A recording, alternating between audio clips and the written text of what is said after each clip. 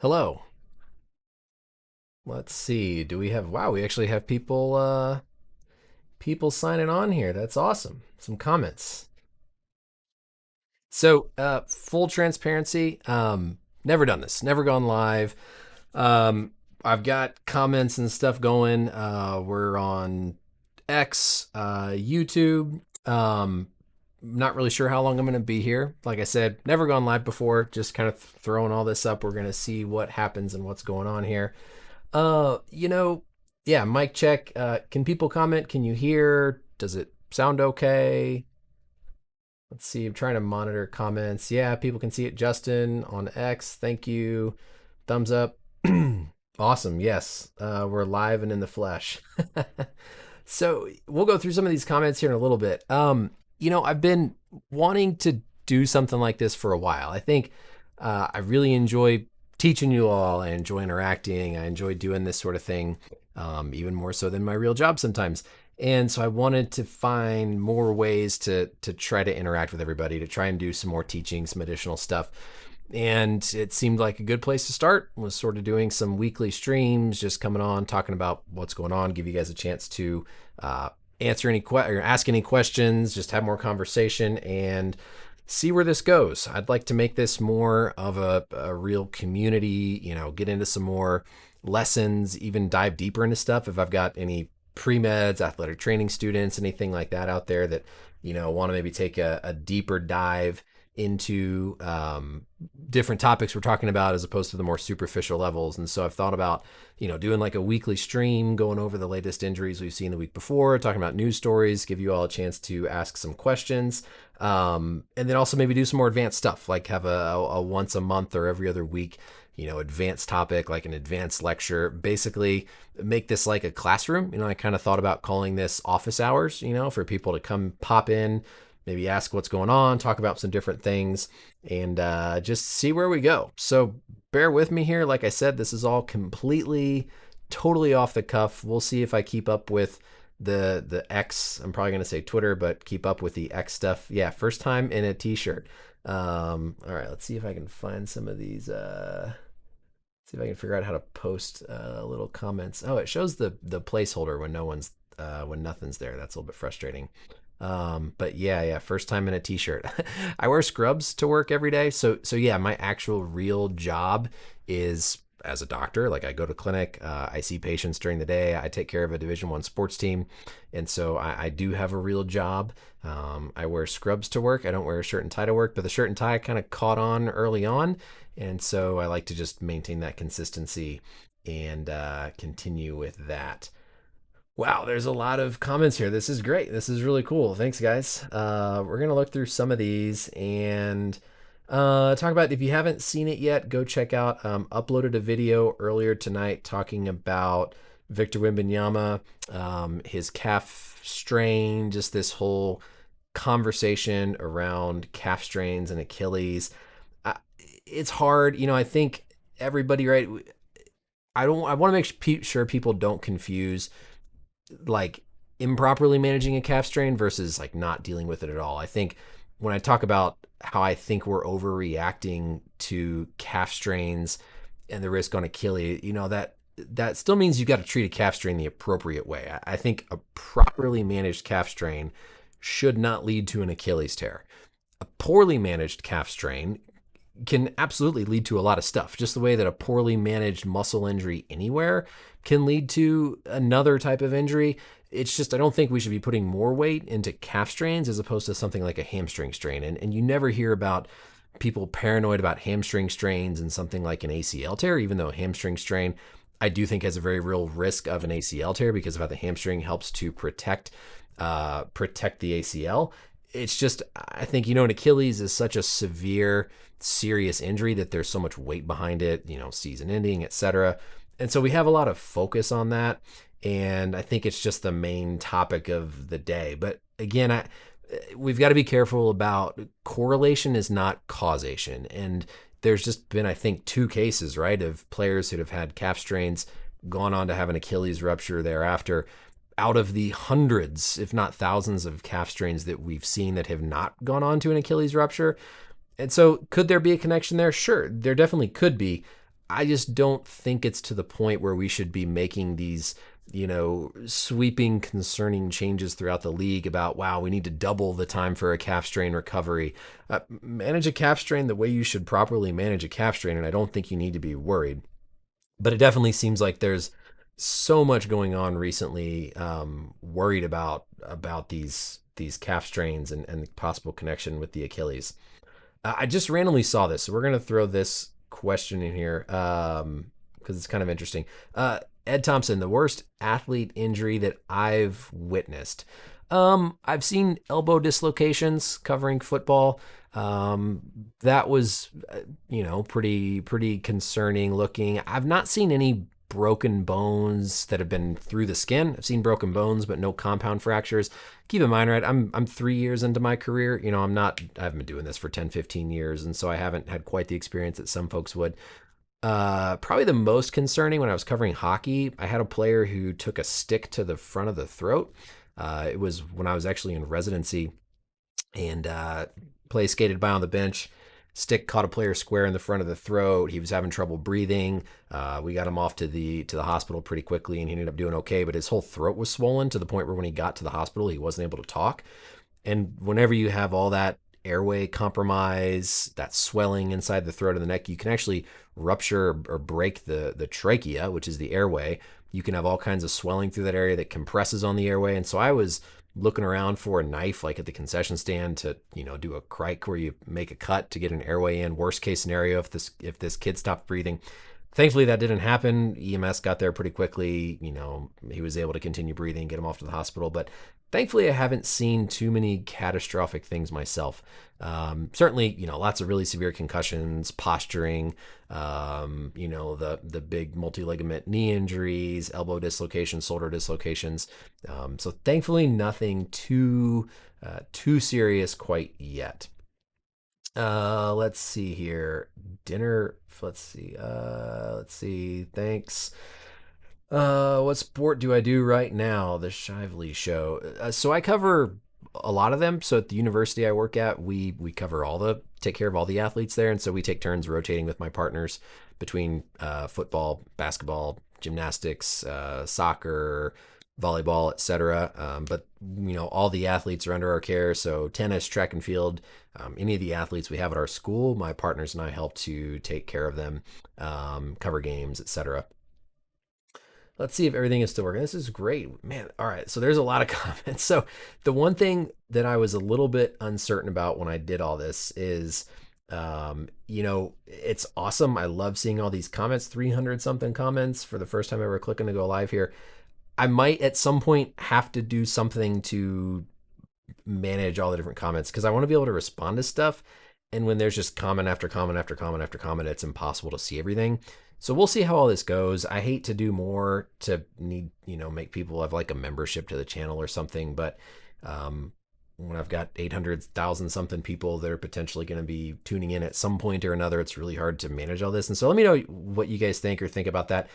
I think the limit of like what YouTube would force me is I could do like $1, even if anything, to just have people able to comment on these just so I can make sure I'm focusing on questions. So we'll try to go through things and just see how all this goes. Let's see here. Anything relevant? Let's talk about, is there anything going on recently that you guys want to talk more about in terms of, anything kind of currently happening, NBA, NFL world? What team? Division One, SEMO, Southeast Missouri State University. That's not hard to find. You can look up kind of where I work and all that. So yeah, Division One school, we're Division One for everything, but then football, we're FCS. Let's see here. Let me scroll through some of these. Yeah, some of these that just stand out. I bought the Larry Bird jersey in the back. I grew up in Terre Haute, Indiana. Terre Haute, Indiana is the home of Indiana State, the home of Larry Bird. And so Larry Bird, one of my favorite players historically. I have a whole bunch of jerseys in my closet over here. I've got probably 15, 20 different old school sports jerseys that I've just bought on eBay that I like hanging up on the skeleton to have a little bit of variety between all the different videos. Yeah, this is a great question that I saw. I'm gonna struggle trying to pronounce your name here, Vasudevan Karangat. Yeah, Kerr's comment. So if anybody saw this earlier, Steve Kerr basically said that he thinks we have an issue with load in the NBA, and I completely agree. Um, I think it starts at a much younger age, though, right? I think this is going back to middle school to high school, and it's just now to the point where I think we're starting to see it catch up to guys by the time they get to the NBA. The load accumulates over time, and there's so much load on these players, men, women, at a young age that they're not used to having if we go back 10, 20 years historically. Now, at some point, you need load to do well. You need a certain amount of workload to get your tissue in game condition. But I think we're going far past what is a reasonable amount. And so I think what we're starting to see is all of this catching up to players. I think at a young age, all the AAU, the season, year round play, I think it's catching up. I think it's causing more chronic wear and tear, traumatic changes, changes in tendons, changes in the soft tissue. And I won't be surprised if we continue to see more Achilles tears happen at younger ages because of what I think is increased workload. Now, I don't think there's any strong data to support that yet. It's just my theory. But yeah, I think that the season should be shortened. I think the season should absolutely be shortened in the NBA. I think there's a lot of ways to do it. I always thought it would be kind of cool if they did like a baseball style approach to the schedule where, you minimize travel. Team goes and they play 3 games. They play a weekend series against another team. And if you win the series, you get additional points, but that way you're minimizing travel. You're staying in the same city for longer. You have more breaks rotated around other sports so that you're not, competing with NFL, you're not competing with hockey, etc. But yeah, I 100% agree with what Kerr was saying. I think if the NBA, previously there hasn't been as big of an issue with their stars being out, but seeing how many stars are currently out of play right now because of injury is shocking, and I worry that it's just going to continue, and the NBA is going to, I think, get to a point where so many stars are going to be out that they're going to have to do something. I'll be surprised if they change the number of games just because of all the money and the scheduling and the contracts and stuff. But yeah, I do think that Kerr has a great point, and I think that we need to look at workload in the NBA and honestly other sports, right? I mean, in every sport, players are throwing so much pitchers. In baseball, right? There's a huge epidemic of Tommy John injuries at younger ages because of all of the pitching, all the throwing, the year-round play that these kids are doing. And so I think it's going to hit all the sports. And I think right now, the NBA is just the topic of the day, so to speak. Bucky Irving injury update. Let me look here. I'll be honest. I don't know if I have seen any of the latest with what's been going on with Bucky Irving. So if anybody else has any thoughts they can put down there about that. I have not seen anything in terms of latest updates with him. There's too much to follow, right? Sometimes it's hard to know what else to follow. I've tried to think of ways to kind of crowdsource topics and know because I can't pay attention to everything. And so it would be great to have a way to sort of crowdsource, what's going on. If enough people message about something, then we can cover it more in depth. But yeah, it's hard to take care of everything. Let's see. Joshua, so you're an athletic trainer. Awesome. Thanks for all the help you do with our athletes. Could you explain how someone sustains a bone marrow fracture? So I'm guessing what you're asking about there is just like a stress fracture, stress reaction. So the bone marrow is the inner part of the bone. The cortical bone is what goes around it. Whenever you have increasing severity of a stress fracture, say a tibia shaft stress fracture, so progression of shin splints, as the stress on the bone becomes worse and worse, you start to develop increasing changes in the bone marrow that progress out to the cortex. So the bone marrow doesn't like separately get broken traumatically. The bone marrow usually changes as a result of a stress fracture. If you have an impaction injury, so think of a knee hyperextension, knee hyperextends, the bones bang together, that can cause microfracturing, this trauma through the bone marrow, the inner soft part of the bone. So usually it's like a stress reaction sort of thing as opposed to a traumatic injury, unless you're talking about something like an impaction type of injury. Uh, let's see.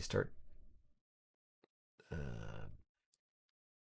start tweeting before a stream. Take questions from there. Yeah, we'll play around and try to figure something out um, so that we can get questions that I can kind of run through because the chat's great.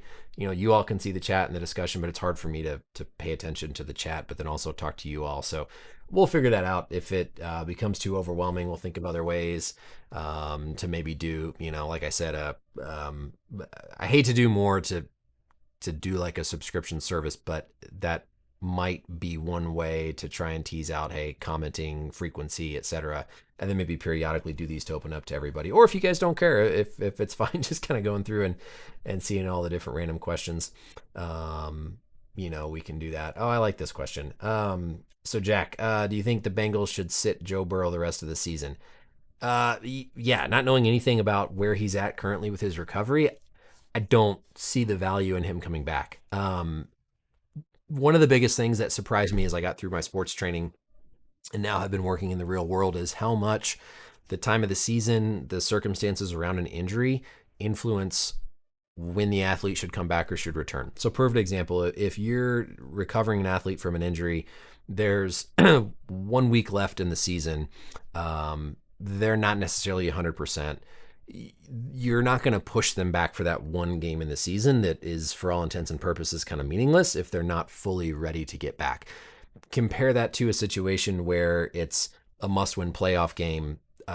They're one of your key starting players. It's a safe injury to come back from. They're not quite 100%, but you know that their contribution on the field or on the court will be worth it compared to the relative safety of coming back from their injury, maybe sooner than 100%. And so all those are factors that you have to consider whenever you're returning an athlete from an injury and clearing them. And so it's not as simple as just recovered, go back.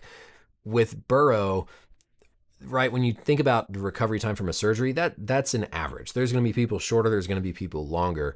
And once the initial healing has finished, what you're progressing is just getting the athlete back through the stages of their rehab. And so some people progress really quickly. Jason Tatum seems to be progressing really quickly. Perfect example. Other people take a little bit longer. So Burrow is within the range of being able to come back and be ready. But I would ask what's the point unless he's absolutely 100% and you have no concerns about anything else happening. When you're getting back and you're running, right, muscle atrophy from being so inactive, you don't want to have a risk of something like an ACL or another injury. And so I think you've got to balance what's left for him to contribute. Is it worth that risk of him getting injured in a season that for the Bengals at this point honestly seems meaningless? So I think that's definitely something to think about. So I mean he's out there. It seems like he's going to come back, but I just wonder, even if you can't put an exact number on the risk of another injury, I just wonder what it's worth if the team is out of playoff contention, to be completely honest with you. Yeah, super chats. Let me get to some of these. Sorry. Um, yeah, I'll put this up here. Yeah, I don't know. So I'll tell you guys, like, as a default, I won't answer like personal medical questions on here. It's too hard. Like, I love to try to help, provide some insight if somebody's like, hey, what does this word mean on my MRI or something like that? Something that's harmless, but it's really hard. It's hard to specifically comment on people's medical stuff. So just as a general rule of thumb, I don't do that. I won't try to do that. Good luck in your recovery. I hope things go well. June, multiple months ago. I mean, this doesn't seem crazy in terms of a timeline, but yeah, just again, no specific medical stuff. It's too hard to manage. T, thank you very much. Appreciate it. Let's see, super chat here from Henry. Hope your evening's going great. Thanks. I'm on Central Time, so hopefully it's not too late for wherever you all are. If steroids were allowed in all American sports, much like it was for baseball in the 80s, 90s, would there be less injuries, faster recovery? I think that someday in the future we will have a better, safer understanding of how to use things like peptides, growth hormone, etc., in a way that is safe and helps athletes recover from injury. I don't think we'll ever get to a point where steroids are being used and allowed for performance. I just think that makes the playing field too uneven. But I think if you can properly manage dose, understand, utilize them for injury recovery, honestly, I would be all for that. I think you look at some players and you could say that part of their longevity, like a player like LeBron, right? He's coming back tonight from his sciatica.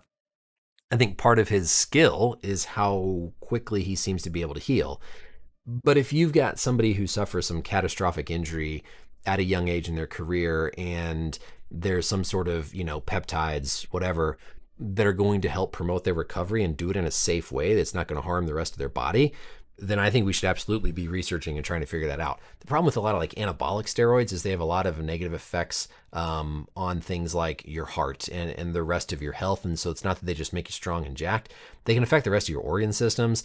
And that's where it gets into riskier stuff. And so I won't even pretend to understand all the hormone stuff, the peptides, et cetera. None of that, like peptides, I'm not using it on patients. It's not, allowed or whatever the case here in the States and stuff. So I'm not going to pretend to know the science on it, but I do think if we can get to a point where we understand and it's safe, that we should be exploring it if it's for the purpose of injury recovery, just to let people have longer careers and let, fans and everybody enjoy things. Aaron Rodgers injury, let me check and see. I haven't heard or seen any updates since yesterday. Let me take a look and see if anything has popped up or if somebody can see here. So, it's funny.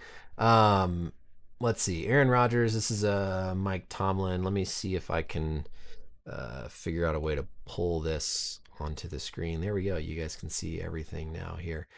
I don't know if you guys can read this or not. Looks like, are these legit? Aaron has a fracture in his wrist, does not require surgery, bracing and securing it for comfort and safety. All that sounds pretty reasonable, to be honest.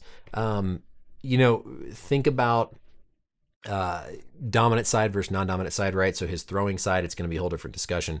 Non-dominant side, if you can brace and stabilize a fracture in a position that the athlete can still play, especially football, very reasonable thing to do. It's why you see a lot of players like with clubs, right? They've got some fracture typically in their hand or wrist, and they're just completely clubbing it to protect it. And if you can keep that nice and stable, no matter what you do, you're not going to move or damage the bone anymore. The fact that they called Rodgers' fracture like a small, subtle, possible, like little tiny thing probably means the x-ray was not 100% conclusive, probably got a CT scan to look better at the bone, and, probably doesn't require surgery, right? If he needed surgery, they would be doing surgery and he wouldn't be playing right away. But if you can stabilize something, brace something, I mean, heck, Rodgers could be in a cast and just protect the cast in his non-throwing side and theoretically go out there and throw a football. So you got to think about position, what you're doing, right? It's why you see a player like Jane Daniels, who had his elbow dislocation, right? If that was his dominant side, very different story. His non-dominant side, you can wear a brace and you can get back to play as soon as your strength, range of motion, and function are pretty good, which on average is 4 to 6 weeks. So no, I won't be surprised if we see Rodgers out there, theoretically, I guess within a week or two. Again, I haven't seen like specifically what bone this was, but if they're already talking about him coming back and playing, then surely this would not have been anything too significant. All right, let's see. Yes, left wrist, etc. Watching from Bangkok, Kenny. Thanks. Long way over there. What time is it in Bangkok right now? Let's see. How long is the stream going to be? Yeah, I don't know. Currently where I'm at, it's almost 10 o'clock at night. When I started this, I expected like 2 people might show up, so I'm a little bit overwhelmed with all the comments. This is great. Appreciate it from you all. I'd love to make this a weekly thing. Like if you guys enjoy this, if this is helpful, and we can make this a pretty regular thing, I would love to sit and kind of discuss, talk about stuff, and try to recap, follow up on videos I've made, talk about other topics, have deeper discussions on things. And so yeah, feedback's great. This is chill and easy. First time I've set it all up and things seem to be working okay. So we'll try to keep this going. I was thinking about what time to do it. To me, it seems like weeknights in the evenings probably work better.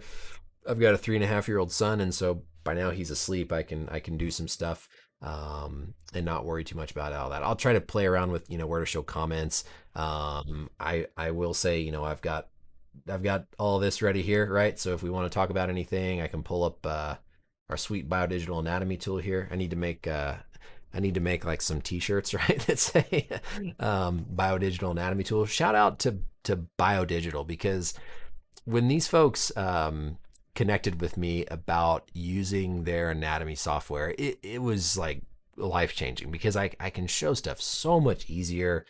I can rotate things around. I can draw on the screen and kind of do a lot of different stuff. So shout out Biodigital Anatomy Tool. All right, let's go back here to this.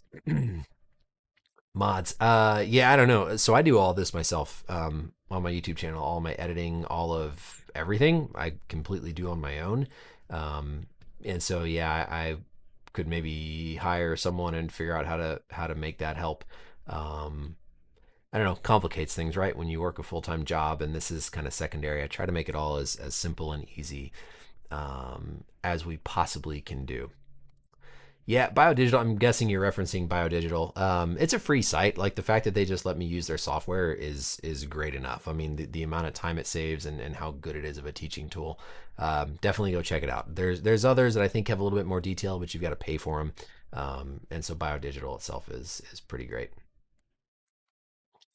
Yeah, thanks. Shout out you guys. It has been great. I love that you all are such a cool audience, and I always appreciate that I don't feel any need to cover like gambling stuff, right? Like, I'm not talking about fantasy football. I'm not talking about specific return to play times. I genuinely love that you guys just seem to want to learn about stuff, which is cool, because I can just teach and try to help some other folks learn some stuff, and I don't have to worry about, is somebody gonna trade this player on their fantasy team and be mad at me whenever they, whenever something changes or they don't come back or there's some complication. Because remember, like, we know such a small percentage of what's actually going on. So I can tell you from taking care of high-level athletes myself, what we see on the reports, what we see on the media is such a fraction of what's actually going on. When you get an MRI and that MRI says ACL tear, there's usually like 6 other things, right? Those might not be important, 6 other things, but there's other stuff going on in the background with all these injuries. And it's often that other stuff that makes the real difference in how quickly they return, how quickly they come back. And so trying to, really predict with certainty, in the NBA world within days, in the NFL world within weeks, is really, really hard to do. And so I'm thankful that you all are such an awesome group and don't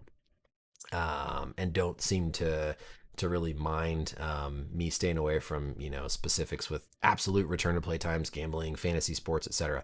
Great question. Lisfranc injuries. Let's see if I can get this one up here from Hayden. Appreciate it. Yeah, so let's pull up our Biodigital Anatomy tool. And we're gonna zoom down here to the foot.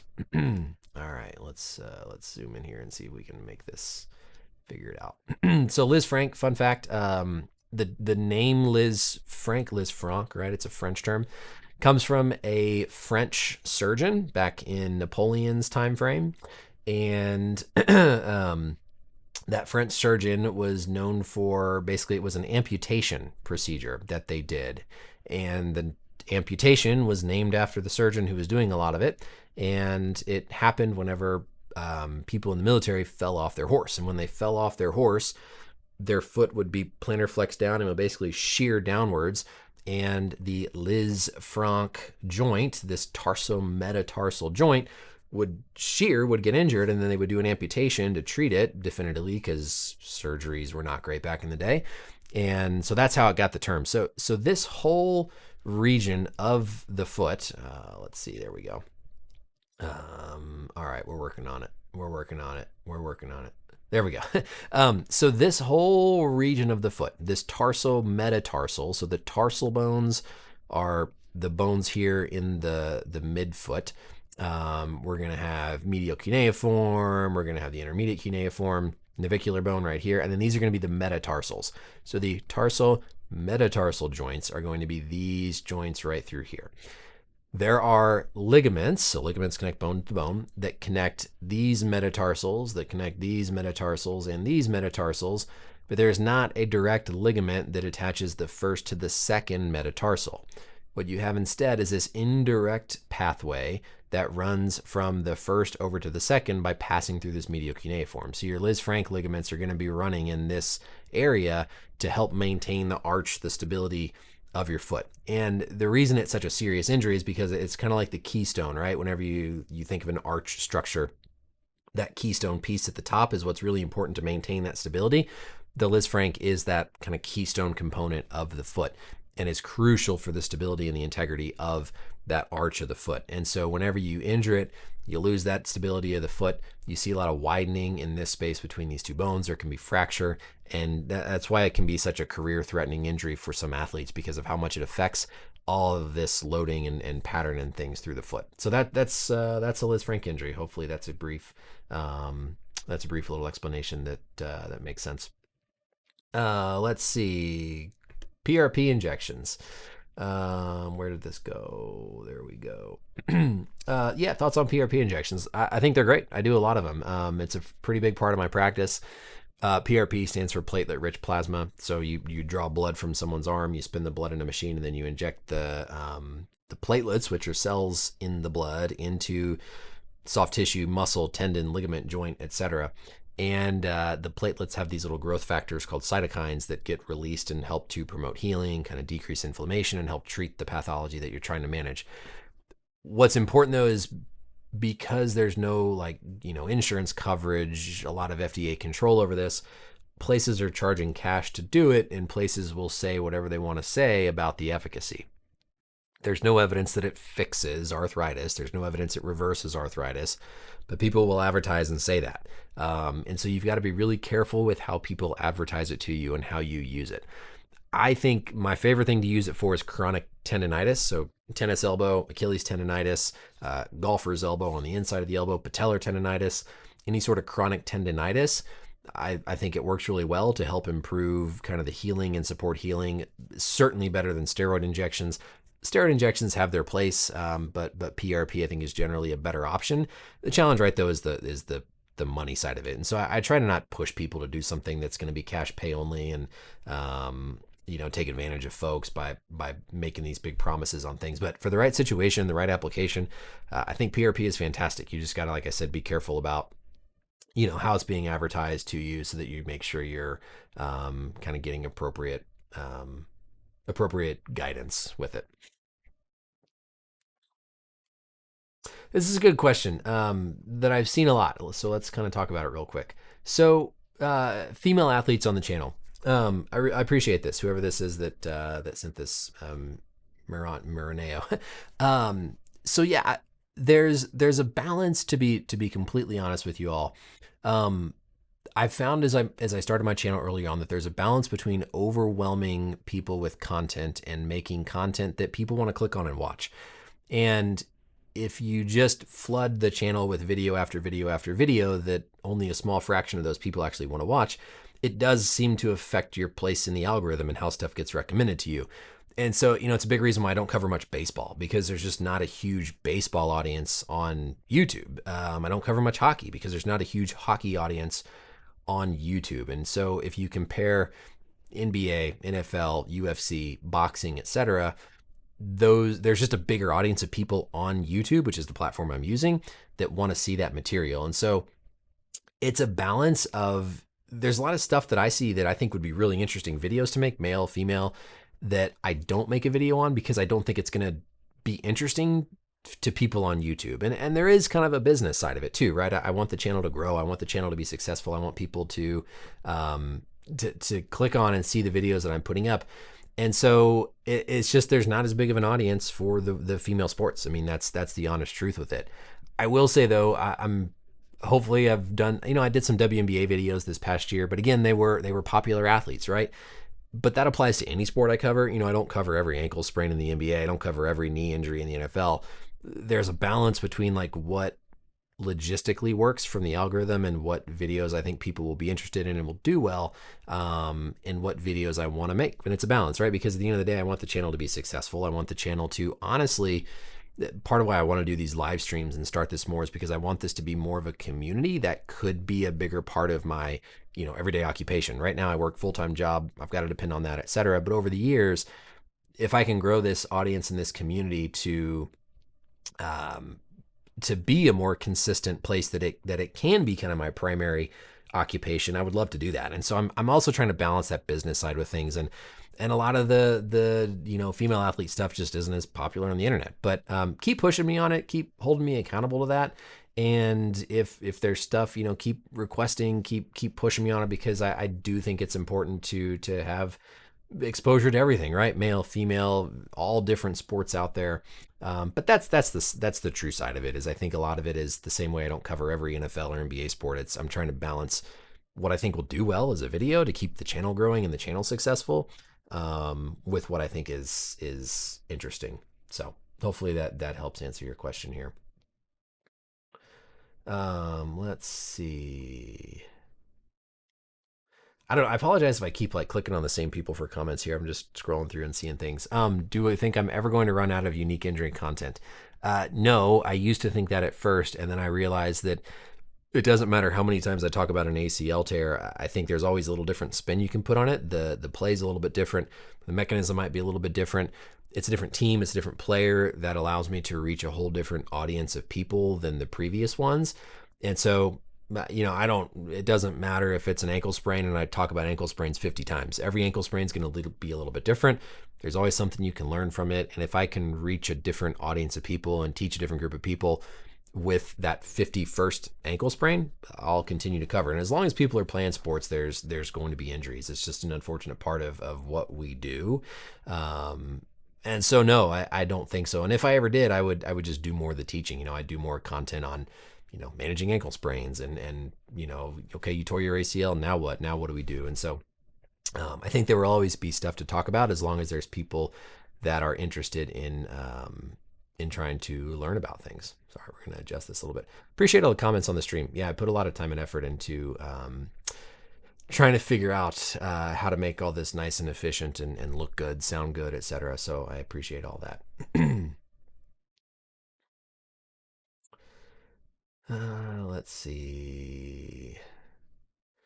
Let me see if there's been any other new super chats. We'll probably cut it off here. Oh, this has gone longer than I expected it was going to go. Let's see if there's any other. Yeah, how do I get my videos up so quickly? Practice. When I used to do this, it took me like 6 hours to make a video, and now I've got the routine down. This is what I do all day at work. I talk about all this stuff all day at work to my patients. I kind of think of my YouTube audience as if I'm talking to a patient and I'm trying to explain what's going on to a patient. And so it feels like I'm just sitting down to talk about something that I do on a regular basis at work. So consistency. You'll notice my video routine and flow hasn't really changed in 4 or 5 years in terms of how I go through the videos and through the injuries and everything. Okay. Let's see. Yeah, this is a good point. Avoided hockey content because the popular in the algorithm, but the sport makes it harder to cover. Yeah, so hockey, right? It's like upper body, lower body. They also, right, they're wearing pads, and so you can't really see how joints move. You can't see how ankles move, and that's the bottom line of looking at reviewing this stuff and trying to figure things out, right? With sports medicine, orthopedics, injuries are damage to structures, and structures become injured when structures are pushed beyond the limits of what they can normally handle and normally do. And so when you're looking at, well, why does this ligament tear? You've got to figure out, did the body move in a way that stretches that ligament? And oftentimes it is much easier if you can see that joint, you can see that ligament, that tissue. Same with baseball, right? They're in baggy pants. It's hard to kind of see what's going on their limbs. Hockey, they're in so much padding and skates that it's hard to get a really good sense of things. So yeah, that is absolutely that's absolutely part of it. It's hard to kind of know all the time when they just say upper body, lower body. I feel like I have to speculate more, which I don't really like. I like to have some sense of, okay, are we talking ankle, knee, just to be able to focus in and not be so, broad and list 50 different things that could be going on. So, let's see. All right. Well, guys, this is guys and girls, this is excellent. I really appreciate this. Thank you so much for tuning in, for commenting. Yeah, like I said, I clicked go live. I was sitting here staring at my computer for like 15 minutes because I was nervous. Right, it's good. It's good to have nerves and do something I've never done before. But I like this. I think we can. I think just the initial response is great, and I think we can work on making something like this a regular, weekly, semi-weekly thing where I'll have to think through. I think the subscription thing is probably going to be one option we look into. I don't want it to just be like super chats because I don't want people to feel like they have to like pay like per question they ask. That feels kind of silly. But even if it's like $1 a month, I think that might filter some stuff out enough just to where we're not getting so overwhelmed with comments. Um, yeah, I'll look into other ways to maybe try to, put on the YouTube page, maybe in the community, like what topics you guys want to cover, and then maybe people can actually that's a good idea. Maybe what we can do for next week is, after NFL weekend, I'll go into my YouTube channel page community and then make a post on X about, hey, comment below what topics we should cover in terms of specific injuries to recap. Because right, there are a ton of injuries that happened that I haven't reviewed, and it's nice if I can prep and like have the footage to look through, have anatomy models ready to go. So we'll do that. I'll make a post on the YouTube community page.